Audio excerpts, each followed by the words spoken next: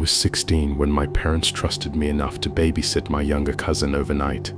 Their house sat at the end of a quiet suburban street, the kind where every sound felt louder once the lights went out.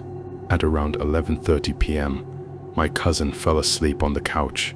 I stayed up scrolling on my phone, half watching the muted TV. That's when I heard the front door handle move. Not open, just tested. I froze. I knew no one else had a key. A few seconds passed. Then it happened again. Slow, careful.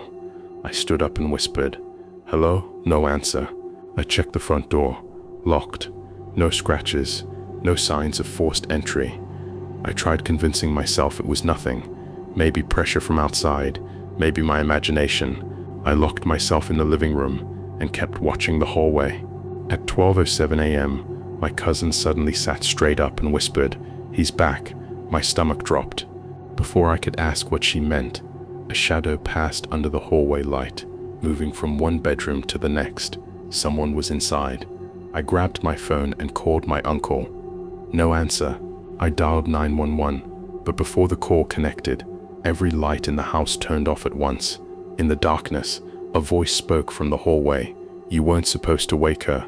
The front door slammed open. When police arrived minutes later, they found no one. But on the inside of the front door, written with something dark and sticky, were the words, "Next time, I won't leave." Story 2. I worked the night shift at a small gas station off a highway exit in Arizona. Between midnight and 4 a.m., the place was dead. No cars, no lights, just desert and silence. At 2:14 a.m., a man walked in.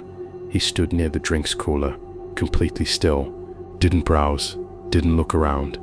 I asked if he needed help. He slowly turned his head toward me. His eyes were wrong, not empty, not angry, just unfocused, like he wasn't really there. He said nothing. After a full minute, he walked into the bathroom. 10 minutes passed, then 20. I knocked on the bathroom door. No response. When I opened it, the bathroom was empty. No window, no second exit. I checked the security footage. On the screen, I watched the man walk into the bathroom and never come out.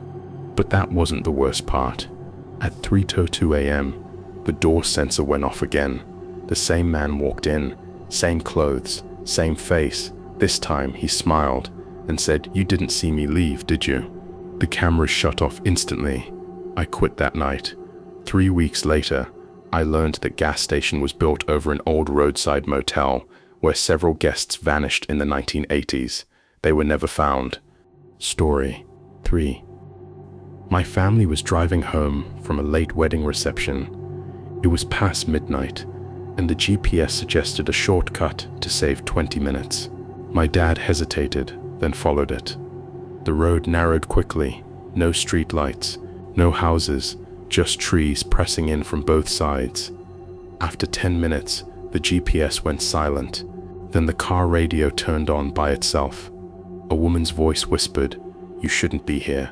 My mom told my dad to turn around, but the road behind us was gone. Where asphalt should have been, there was only darkness. The car slowed on its own. Headlights illuminated figures standing between the trees. Too tall, too thin, not moving. My little brother started crying, saying they were smiling. Suddenly, the engine died. From outside the car, fingers tapped gently on every window at once. Then a voice spoke from the back seat. "We almost got you this time."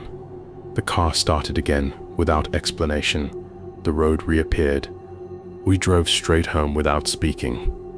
The next morning, the GPS history showed no record of that road, but on the back window, pressed into the dust, were handprints.